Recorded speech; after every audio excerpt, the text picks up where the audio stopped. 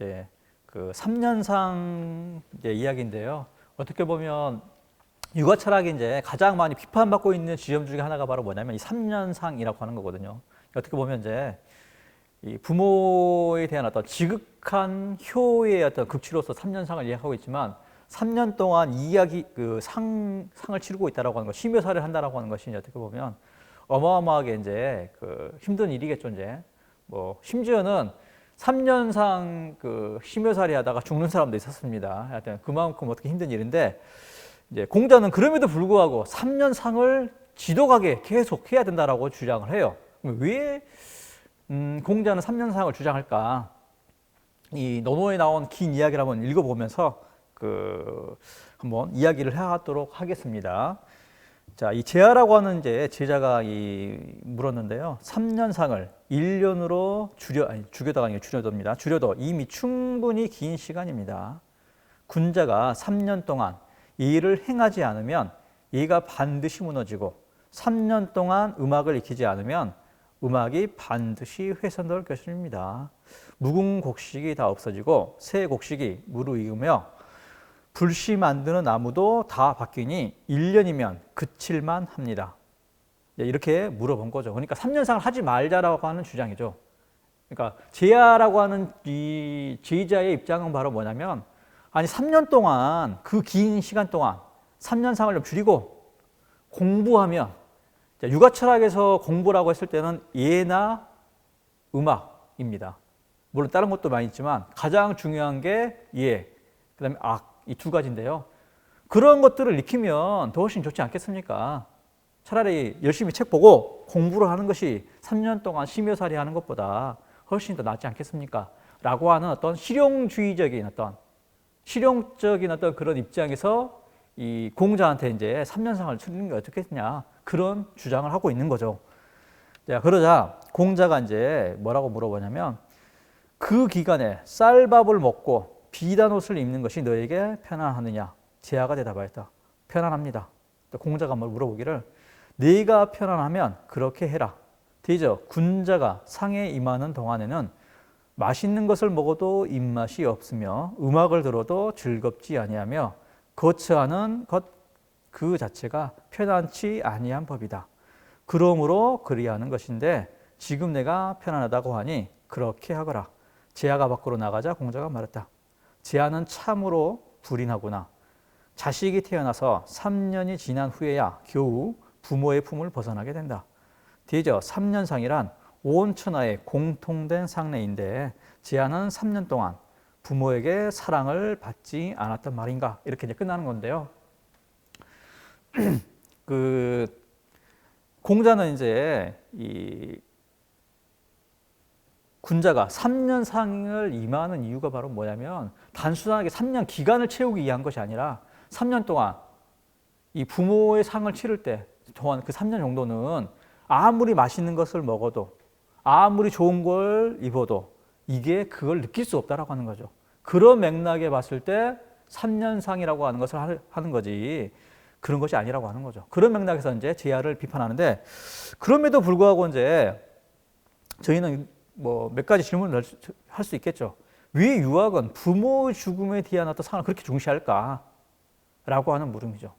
그것도 3년이라고 하는, 인간이 예를 들어서 뭐 한 60년 산다, 과거에는 60년도 못 살았지만 한 60년이라 치면 60년 중에 3년이라고 하는 시간은 어마어마한 시간이잖아요.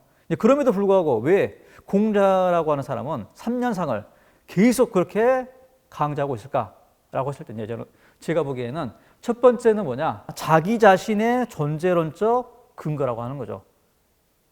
자, 뭐냐면 인간이라는 존재는 누구나가 다 태어나게 되잖아요. 태어났을 때 부모라고 하는 존재가 있고 그런 부모라는 존재로부터 내가 생물학적인 어떤 몸이라고 하는 거 이런 것을 물려받았다라고 하는 거죠. 그런 맥락에서 나의 몸의 어떤 그런 생물학적인 존재의 근원으로서 이 부모이고 그런 존재가 죽었다는 사실에 대해서 사라졌다라고 하는 사실에 대해서 슬퍼한다라고 하는 거죠. 자, 그 다음에 두 번째는 뭐냐? 부모라고 하는 존재는 한 인간이 태어나가지고 가장 가까운 가장 어떻게 보면 스킨십을 많이 한 존재가 부모일 수도 모르겠죠. 어떻게 보면 그런 맥락에서 자기 자신과 어떻게 보면 물론 이제 뭐 살다 보면 싸워가지고 많이 떨어질 수도 있겠지만 그럼에도 불구하고 어떻게 보면 나하고 가장 어떤 친밀성을 가지고 있는 그런 존재가 바로 부모이고 그런 친밀성을 가진 존재가 죽었다라고 하는 지점에 사라졌다라고 하는 지점에서 슬퍼야 된다라고 하는 거죠. 자, 그러면 이제 공자는 그런 것 같아요. 그래서 인간이 가장 나의 존재, 생물학적인 몸의 근원적인 존재로서의 부모, 또 혹은 나하고 가장 가까운 존재로서의 부모, 이런 존재의 죽음에 대해서도 슬픔을 못 느낀다라고 했을 때 우리는 타인에 대해서 과연 고통이라든지 슬픔을 느낄 수 있을까? 당연히 못 느끼겠죠. 이제 그런 맥락에서 제가 생각하기에 공자는 3년상을 그렇게 강조한 이유가 바로 뭐냐? 도덕적인 근거, 그러니까 내가 타인을 사랑에 대한 근거가 뭘까라고 했을 때 바로 그런 근거를 마련하기 위해서 3년상이라고 하는 거, 그것을 강조하지 않았을까라고 이제 생각하는 거고요. 오늘날 말로 바꾼 바로 뭐냐면 이 도덕적인 공감 능력하고 연관되어 있다고 하는 거죠. 어떻게 보면 인간이 3년상이라고 하는 그런 것을 통해서 그런 어떤 공감력을 더 키우는지도 모르겠죠. 그런 맥락에서 3년상을 강조하는 거고. 그러니까 우리가 가장 가까운 존재로부터, 존재에 대한 어떤 사랑으로부터 더 확장해 나아갈 수 있다고 하는 거죠. 타인의 고통에 대해서 눈여겨볼 수 있는. 자, 이거를 발전시킨 사람이 바로 누구냐? 맹자라고 하는 사람입니다. 그래서 여러분 대한민국에 살고 계신 분이라면 누구나 이 맹자의 측은지심이라고 하는 거, 이런 것들을 한 번쯤은 들어보셨을 거예요. 그래서 맹자의 사단 해가지고 측은지심, 수호지심, 사양지심, 시비지심이라고 하는 거, 이런 것들을 한 번쯤 들어보셨을 텐데요. 이 중에서도 이제 인하고 관련되어 있는 게 바로 뭐냐? 측은지심입니다. 측은한다라고 하는 건가 뭐냐면 우리가 일상어로 측은해야 하다. 타인의 어떤 고통스러운 상황이라든지 그런 것들, 불행이라든지 이런 것들에 대해서 어떤 슬퍼하는 마음, 안타까워하는 마음, 그게 바로 뭐냐면 측은지심입니다. 맹자는 이제 어린아이가 우물에 뛰어들어가는 것을 자기가 생각지도 않고 가서 구한다라고 하는 이런 비유를 통해서 이제 이 측은지심을 이야기한대요. 어떻게 보면 이 측은지심이라고 하는 것도 바로 이라고 하는 것이 타인의 고통에 대해서 어린아이가 우물에 떨어지면 다치거나 죽을 수도 있겠죠. 그런 고통이 나의 고통이 아님에도 불구하고 이 맹자는 느낄 수 있다라고 하는 거죠. 그리고 그것이 모든 인간에게 다 이게 선천적으로 주어져 있다라고 하는 겁니다. 자, 이것을 이제 우리는 맹자 이야기로만 알고 있겠지만 오늘날 진화 생물학자들이란지 인지과학자들도 이와 비슷한 이야기를 합니다. 진화 생물학자들은 뭐라고 이야기하냐? 인류의 역사 전개에 있어서 이미 6만 년 전에 현생 인류 DNA 안에가 이미 그러한 어떤 타인의 어떤 그런 고통에 대해서 반응하는 어떤 그러한 것들이 뿌리내리기 시작했다라고 이렇게 주장을 한다거나, 또 이 인지과학자 중에 이제 이탈리아의 이 자코모 리졸라티라고 하는 어떤 유명한 인지과학자가 있는데요. 이 사람이 주장한 게 바로 뭐냐? 거울 뉴런이라고 하는 겁니다. 이 거울 뉴런이라고 하는 게 뭐냐면 이 사람이 이제 뇌파 실험을 하다가 이제 알게 되는데 원숭이 뇌파 실험을 하게 돼요. 그래서 이제 이쪽에 있는 원숭이, 이쪽에 있는 원숭이 하고 있었는데 이쪽에 있는 원숭이 이제 뇌파 실험을 하고 있고 저쪽에 있는 이제 이 B라고 하는 원숭이 뇌파 실험하고 있었는데 이 B라고 하는 원숭이는 어떤 실험을 하고 있었냐? 손에 땅콩을 쥐었을 때 뇌 부위 중에 어느 부위가 활성화되는가, 그런 것들을 이제 하고 있었어요. 근데 참 재밌는 사실은 뭐냐면 이 A라고 하는 원숭이는 옆에서 그걸 지켜보고 있었어요. 근데 땅콩을 쥐고 있지도 않은데도 불구하고 똑같은 뇌가 활성화되고 있는 거예요. 그래서 이 자코모 리조랄티라고 하는 사람이 그걸 보면서 이 거울이라고 하는 것이 우리가 비추면 그대로 이렇게 반영되잖아요. 그러니까 뭐냐면 내가 이걸 땅콩을 직접 쥐고 있지 않더라도 그것만 보고 눈으로 목격만 하더라도 똑같은 부위가 활성된다고 하는 거죠. 그건 뭐냐면 바로 우리가 타인이 고통스러운 현상을 현장을 봤을 때 나의 고통이 아니지만 그거를 애초에 신경생물학적으로 그거를 다 알 수 있다라고 하는 거죠. 그게 바로 뭐냐? 거울 뉴런이라고 하는 거죠. 그래서 이제 어떤 뭐 현대판 어떤 성서설과 같은 것들을 주장하게 되는데요. 모르겠어요. 이제 이것이 얼마만큼 뭐 잘 맞아떨어질런지는. 근데 여하튼 이런 어떤 맹자의 성선설이라고 하는 것이 그렇게 허무맹랑한 이야기가 아니라고 하는 거. 하여튼 여러분들이 이제 알고 계시면 될 것 같고요. 자, 8번째. 자, 이는 분노다라고 하는 건데요. 방금 전에는 슬픔이라고 했었고 이제 이번엔 분노라고 하는 건데요. 자, 일단 뭐 인자의 분노 이렇게 제가 해놨는데요. 네, 논어에 나와 있는 구절을 보면서 이야기하도록 합시다. 공자가 말하기를 오직 인한 자만이 사람을 좋아하고 싫어할 수 있다. 자, 호오라고 하는 거, 호는 좋아하는 거고 오는 싫어하는 거겠죠. 누군가를 좋아하고 누군가를 싫어한다라고 하는 거. 그러니까 이 감정론적으로 봤을 때는 호와 오라고 하는 거는 가장 원초적인 어떤 두 가지 감정 양태라고 보시면 됩니다. 그래서 호는 좋아하게 되면 우리가 어때요? 누군가를 사랑하게 되겠죠. 기뻐하게 된다거나. 자, 싫어하게 되면 어때요? 슬퍼하거나 분노하게 되겠죠. 그 중에서도 이제 이 분노라고 하는 거, 그러니까 분노라고 하는 것이 또 제가 여기 적어놓은 것처럼 두 가지 층위가 있어요. 충동적 분노하고 도덕적 분노가 있습니다. 충동적 분노라고 하는 게 뭐냐면, 자, 우리를 어떻게 할 때 분노를 느껴요? 어떤 사람이 나를 욕하거나 하면, 또 혹은 내가 경제적으로 손실을 봤다, 그랬을 때 분노가 일어나잖아요. 그처럼 이 충동적 분노라고 하는 건 뭐냐면 그냥 단순 반응적인 어떤 그런 감정이라고 하는 거예요. 그러니까 분노도 감정이라고 하는 것도 층위가 있다라고 하는 겁니다. 그러니까 이 사랑에도 층위가 있겠지만, 좋아한다라고 하는 것도 층위가 있겠지만, 직물적인 측면에서 좋아함이 있고 도덕적인 사랑이 있을 수 있고, 하여튼 여러 가지 스펙트럼이 있듯이 이 분노라고 하는 것도 이제 이 층위가 있는데, 도덕적 분노는 충동적 분노하고 다르다라고 하는 거예요. 그래서 뭐냐면 이 인한 사람의 분노라고 하는 건 바로 뭐냐면 부정의한 사태에 대해서 분노라고 하는 거죠. 그러니까 나의 이미지가 훼손당했다라고 하는 분노가 아니라 어떤 지금 상황이 누군가에게 사회적으로 부정의한 어떤 그런 일들이 사건을 목격하게 되고 그러한 것들에 대해서 분노를 느끼는 거. 그것이 바로 뭐냐면 인한 사람의 분노라고 하는 거죠. 그래서 이 육아철학에서는 뭐라고 이야기하냐면 이거를 호선오화, 선을 좋아하고 악을 싫어하는 거. 그러니까 어떻게 보면 인한 사람의 감정이라고 하는 건 바로 뭐냐면 이미 이제 이 사람의 감정은 우리가 정말 어떻게 보면 그러니까 인하지 않은 사람의 호오와는 다르겠죠. 그러니까 인한 사람의 호라고 하는 건 뭐냐면 어떤 우리가 사회적으로 말하는 도덕적인 선이라든지 선에 대한 어떤 그런 것에 대해서 좋아하고 악하다라고 하는 거, 부정의하다라고 하는 거, 그런 것에 대해서 싫어하고 분노하는 거, 그러한 것이 바로 뭐냐면 어떻게 보면 도덕적 분노이고 인한 사람의 분노이겠죠.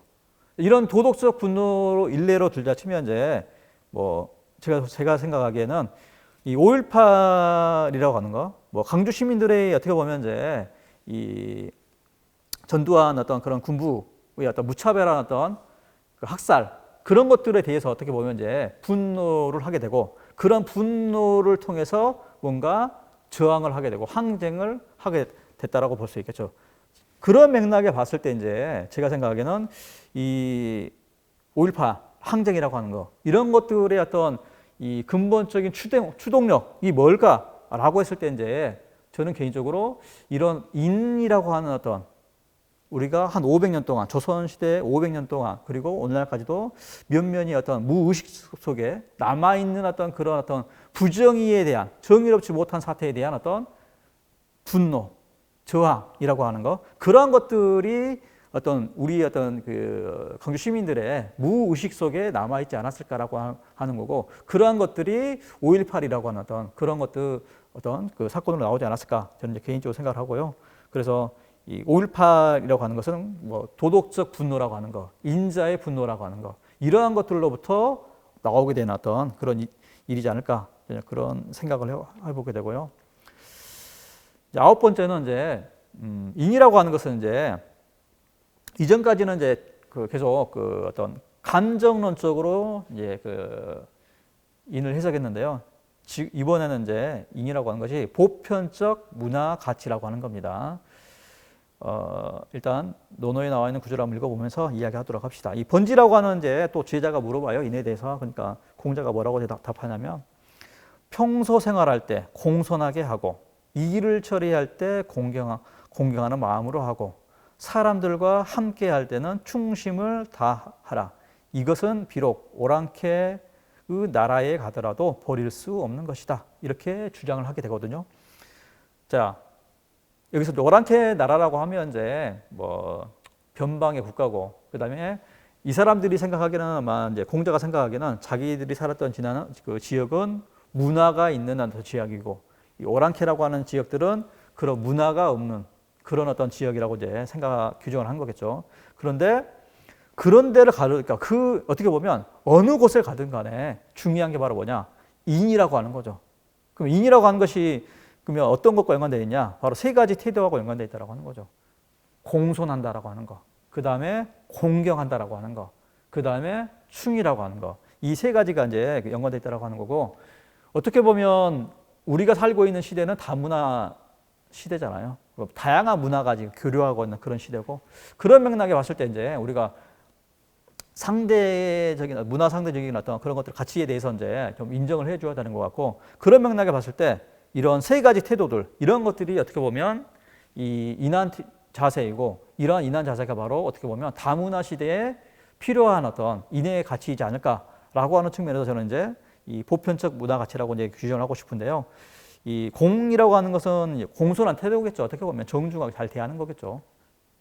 항상 평소 생활이라 하는 게 뭐냐면 이 일상적인 삶 자체를 항상 공손하게 하라라고 하는 거죠. 사람들을 대할 때 우리가 정중하게 하는 거 중요하잖아요. 자, 그 다음에 일을 처리할 때 그 하는 일을 정말 뭔가 공경하는 마음으로 해야 된다라고 하는 거죠. 그 다음에 사람들을 대할 때 충한다라고 하는 거. 충이라고 하는 것이 이제 오늘날 잘못 와전돼 가지고 이제 마치 국가에 대한 충성 뭐 그런 것들로만 이게 와전되어 있는데요. 사실 실제 이 공자가 말하고 있는 이 충이라고 하는 건 바로 뭐냐면 자기 자신의 마음을 다 하는 것이 그냥 충입니다. 그냥. 그러니까 옆에 있는 사람을 진실하게 대하는 거. 그러니까 국가에 충성하는 것이 충이 아니라 옆에 있는 어떤 누군가에게 사람들에게 마음을 다하는 거, 진심을 다하는 거, 그것이 바로 충입니다. 이제 여하튼 이렇듯 인이라고 하는 것이 이제 이러한 어떤 세 가지 어떤 태도들, 이러한 것들이 어떤 전혀 다른 나하고 다른 어떤 사람하고 만날 때도 어떻게 보면 이런 세 가지 자세만 있으면 충분히 소통할 수 있지 않을까라고 이제 아마 공자는 생각이지 않았을까 그렇게 생각을 하고요. 자, 10번째는 이제 인의 공동체입니다. 자, 또 이 문제는 아마 그런 것 같아요. 인간이 과연 어떤 곳에 살아야 될 것인가? 공자는 아마 그런 것 같아요. 인한 곳에 살아야 된다. 이렇게 이야기를 하고 있습니다. 또 논어에 나와 있는 구조를 한번 보면서 또 이야기하도록 합시다. 이 공자가 말했다. 마을의 풍속이 인한 것을 아름다움으로 여긴다. 선택하여 인한 곳에 살지 않는다면 어찌 지혜롭다고 하겠는가? 자, 이 살기 좋은 곳이라고 하는 게 바로 뭐냐면 이제 자, 오늘날 우리는 살기 좋은 곳 하면 어때요? 뭐 새 집, 새 아파트, 뭐 이런 것만 혹은 뭐 학군 좋은데 이런 것만 생각할지도 모릅니다. 한데 공자는 그런 것하고 무관하고 인한 곳, 그곳에 살고 있는 어떤 사람들의 어떤 그 전반적인 분위기가 뭔가 좀 서로 온정이 넘치는 그런 인한 동네가 바로 뭐냐면 인간이 살아야 될 곳이라고 하는 거죠. 자, 여기에서는 또 어떻게 보면 이제 이 아름다움에 대해서 뭐 이야기하고 있는데 이 아름다움이라고 하는 것이 이제 동양에서는 인입니다. 인 결국에. 그러니까 결국에서 그래서 동양 철학적인 맥락에서 아름다움이 바로 뭐냐? 아름다움은 미적인 것하고 어떤 도덕적인 것 이러한 것들을 다 포괄한 것으로서의 어떻게 보면 이 아름다움이겠죠. 그것이 바로 인이고. 그러니까 인이라고 하는 것도 어떻게 보면 이제 미적이고 도덕적인 어떤 이런 것들을 다 포함하고 있는 어떤 그런 내용이라고 이제 그 생각을 하시면 될 것 같아요. 그래서 인의 공동체를 이 육아 철학에서 뭐라고 규정하냐? 우리가 뭐 대동사회 이런 거 많이 주장하잖아요. 근데 이게 얘기 예운 표현에 나와 있는 말입니다. 대동이란 말 자체가. 그래서 대동사회는 어떤 사회냐? 거기에서 가장 여러 가지 말들이 있는데 가장 대표적인 게 바로 뭐냐면 대문이 없는 사회. 대문이 없는 건 뭐겠어요? 일단 도둑이 없다라고 하는 거겠죠. 누구든지 항상 환대를 하는 어떤 그런 사회이겠죠. 그런 맥락에서 어떻게 보면 이 대동사회가 어떻게 보면 인한사회, 인의 공동체 이런 것들을 이제 그 말하고 있는지도 모르겠죠. 이제 그래서 이제 인이라고 하는 것이 또 이제 공자가 뭐라고 이야기하냐면 뭐 일단 여기 나와 있는 구절을 한번 읽고 이야기하도록 합시다. 이 중궁이라고 하는 제자가 또 인에 대해서 물어봐요. 공자가 뭐라고 대답하냐면 문을 나가서는 큰 손님을 만난 듯이 하고 백성에게 일을 시킬 때에는 큰 제사를 받들듯이 하며 자기가 싫어하는 것을 남에게 시키지 않아야 한다. 그렇게 하면 나라에 있어서도 원망이 없고 집에 있어서도 원망이 없다. 이렇게 이야기하는데요. 여기서 이제 두 가지 것들을 좀 눈여겨볼 필요가 있을 것 같아요. 첫 번째가 뭐냐면 손님이라고 하는 거. 자, 문 밖에 나가서 우리가 누군가를 대할 때 마치 손님을 대해야 돼. 자, 손님이라고 하는 거 어때요, 우리가? 자, 여러분들 집에 손님이 오면 어떻게 대하죠? 정중하게 대하겠죠. 그래서 여러분들이 그러니까 문 밖을 나간다라고 하는 거 어떻게 보면 사회에서 누군가를 만나는 거겠죠. 집 밖에서. 그러면 사회에서 그 어떤 사람을 만나더라도 항상 나에게 귀중한 손님처럼 정중하게 대하라라고 하는 거죠. 이것이 바로 어떻게 보면 인한 태도이겠죠. 자, 그 다음에 이거는 이제 그 백성에게 일을 시킨다라고 하는 어떻게 보면 이제 어떤 공적인 일을 집행하는 거겠죠. 일을 하는 어떤 그런 거라고 생각하시면 되는데, 자, 그런 일들을 제사를 하듯이 하라. 이것이 어떤 의미가 있을까요? 자, 우리가 제사를 지낼 때 어때요? 평소에는 우리가 희희낙낙 거리다가도 제사를 지내러 가게 되면 뭔가 좀 신중하고 경건한 마음으로 뭔가 하게 되잖아요. 그래서 우리가 어떤 일을 하게 될 때 그런 일을 임하는 자세가 바로 그러한 어떤 경건한 마음, 그런 것을 가지고서 임해야 된다라고 하는 거죠. 그다음 세 번째 이제 뭐냐면 자기가 싫어하는 것을 남에게 시키지 않아야 된다. 이거는 사실 이제 육아 철학에서 어마어마하게 중요한 어떤 덕목 중에 하나입니다. 왜냐? 이거를 뭐라고 이야기하냐? 서라고 이야기합니다. 보통 내가 하기 싫어하는 것을 다른 사람에게 하지 않는 것, 이걸 서라고 하는데, 이 서라고 하는 거는 실제로는 인을 실천하는 방법이라고 생각하시면 돼요. 근데 이제 사랑의 방식이라고 생각하시면 됩니다. 근데 우리가 이 현대에 살고 있는 우리는 기독교적인 사랑에 대해서만 익숙할 거예요. 이웃을 사랑하라. 내 원수를 사랑하라. 이런 말에는 익숙하죠. 근데 아니 왜 사랑의 방식인데 내가 하기 싫은 것을 다른 사람에게 베풀지 않는 것, 이것이 사랑의 방법이다 라고 이야기했을 때 좀 의아할 거예요. 서양의 철학자들도 그랬어요. 동양 철학에서 말한 이 서라고 하는 거, 공자는 인의 실천 방법으로 가장 중요한 것을 서라고 말했는데, 아니 이 기독교적인 사유 방식에 익숙한 서양의 철학자들은 이걸 보면서 아니 왜 사랑이라고 하는 것이 내가 적극적으로 뭘 하라는 것이 아니라 부정적으로 뭘 하지 말라고 지금 이야기하고 있을까? 그런 맥락에서 이제 서양의 철학자들은 이 서라고 하는 것을 뭐라고 규정하냐? 바로 부정의 도덕률 혹은 부정의 황금률, 이렇게 주장을 합니다.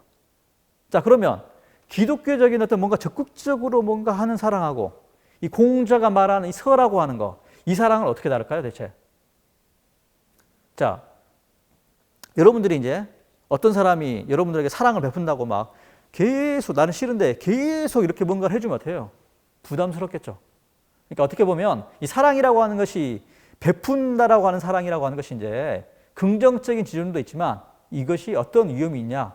그거를 받는 입장에서는 폭력이 될 수도 있다라고 하는 거죠. 어떻게 보면. 자, 부모님들이 자식을 엄청 사랑하잖아요. 근데 그 사랑이 어때요? 자식에게는 부담이 되고 폭력이 될 수도 있겠죠. 어떻게 보면. 그렇다라고 하는 겁니다. 자, 반대로 공자가 말하는 어떤 사랑이라고 하는 거, 이 서라고 하는 거, 내가 하기 싫은 것을 다른 사람에 베풀지 않는다라고 하는 거. 자, 왜 공자는 이렇게 말을 했을까? 자, 우리는 타인이 원하는 바를 알 수 있어요, 없어요? 알 수가 없겠죠. 왜냐? 우리는 다른 사람이 아니기 때문에 그렇겠죠. 하지만 우리가 최소한 내가 다른 사람에게 뭔가 관계성을 맺을 때 내가 하기 싫은 것은 최소한 알 수가 있잖아요.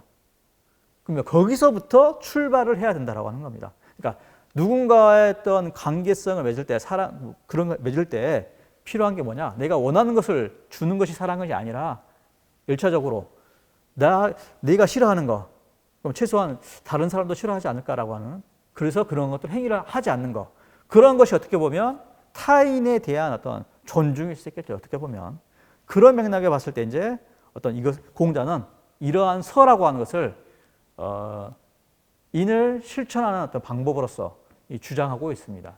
그런 맥락에 봤을 때 이제 어떻게 보면 어떤 기독교적인 사랑 그런 것하고 많이 다른 어떤 사랑이라고 이제 볼 수가 있는데요. 이런 것을 통해서 이제 어떻게 보면 인의 공동체라고 하는 거, 그런 것들을 이제 주장할 수가 있겠죠. 이제 어떻게 보면 이 5.18 마지막에 일주일간 그 기간을 이제 사람들은 뭐라고 규정하냐면 절대 공동체, 또 혹은 항쟁 공동체, 혹은 만남의 공동체 이렇게 주장을 하는데요. 저는 이제 그거를 인의 공동체라고 이렇게 규정을 하고 싶어요. 왜냐하면 이 죽음 앞에 어떤 죽음을이라고 하는 그런 것을 앞에서 자기 자신의 어떤 많이 생존해야 된다라고 하는 그런 것들을 다 내려놓은 상태에서 뭔가 불의에 대해서 저항하기 위해서 뭔가 살신성인하려고 하는 그런 정신이 있다라고 하는 측면에서 5.18 당시에 이제 있었던 일주일간의 어떤 그런 기간 동안에 있었던 그런 공동체, 광주 공동체라고 하기도 하고 절대 공동체라고도 하는 그러한 것들이 가능했던 이유가 바로 뭘까라고 했을 때는 제가 생각하기에는 제가 동양 철학적 관점에 봤을 때는 인의 공동체이지 않을까. 인이라고 하는 거, 타인에 대한 사랑이라고 하는 거. 그런 맥락에서 이제 어떻게 보면 이 항쟁을 끝까지 할 수 있지 않았을까. 이제 그런 생각을 해보게 됩니다. 자, 지금까지 이제 인에 대해서 이제 이렇게 살펴봤는데요. 인이라고 하는 것이 이제 많은 어떤 정의들이 있고, 제가 소개시켜 드린 이외에도 많은 어떤 인에 대한 정의들이 있는데요. 제가 생각하기에는 여튼 이제 인이라고 하는 것이 사랑이고, 그러한 사랑들이 우리가 공동체를 잘 이루어갈 수 있는 그런 근본적인 어떤 덕으로서 작용할 수 있지 않을까. 그런 지점에서 이제 인과 사랑과 연대라고 하는 주제로 이렇게 이 강의를 해보았습니다. 이상으로 이제 마치도록 하겠습니다.